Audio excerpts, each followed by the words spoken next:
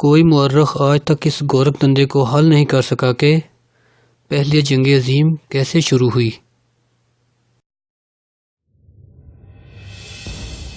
اس کے لیے دنیا بھر میں پہلا تجربہ جنگ عظیم اول تھی۔ کوئی مورخ آج تک اس گورکھ دندے کو حل نہیں کر سکا کہ پہلی جنگ عظیم شروع کیسے ہوئی۔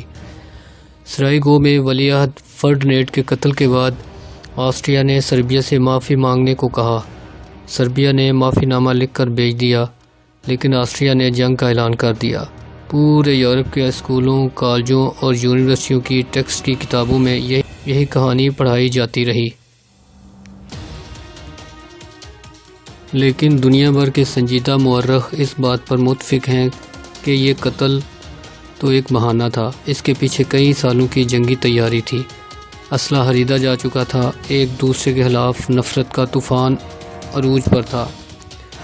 اس جنگ کو چھیڑنے کے عمل کو 8 بڑے سودی بینکار خاندانوں کا فارمولہ کہا جاتا ہے، جسے روتشیلڈ فارمولہ کہتے ہیں، یعنی اقوام کو اقوام کے خلاف کھڑا کرو تاکہ دونوں طرف قرضہ دے کر کماؤ۔ جنگ عظیم اول ختم ہوئی تو سب کو معلوم تھا کہ جرمنی کی معیشت تباہ ہو چکی ہے۔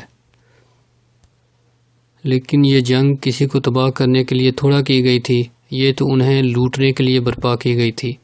پہلے تو جنگ کے دوران بینکوں نے جرمنی کو اس کے خفیہ آپریشن کے لیے قرضہ فراہم کیا، پھر جب جرمنی ہار گیا تو اس پر بھاری تاوان جنگ ڈال دیا گیا۔ سب کو پتہ تھا کہ تباہ جرمنی جنگ کا تاوان اور قرضہ ادا نہیں کر سکتا۔ یہ سود خور بینکار سامنے آئے۔ جرمنی کو پہلے ڈاؤس پلان، پھر ینگ پلان کے ذریعے امریکیوں نے بھاری قرضے دیے۔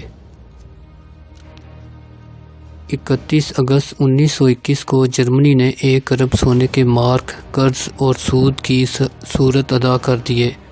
یہ منظر بھی دیکھنے کے قابل تھا جب سونے اور چاندی کے یہ سکے بکسوں میں بھر کر ریل کے ذریعے سوئٹزرلینڈ، ڈنمارک اور ہائی لینڈ لے جائے گئے اور سٹیمر میں ڈال کر امریکہ کے سود خور بینکاروں کے حوالے کیے گئے۔ یہ عالمی بینکاروں کا پہلا کامیاب تجربہ تھا۔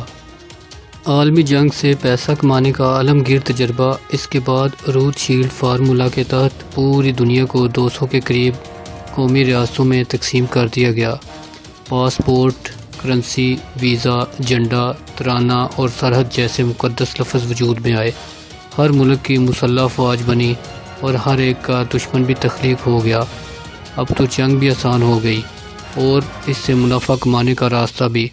صرف 25 سال کے اندر دوسری جنگ عظیم برپا ہوئی۔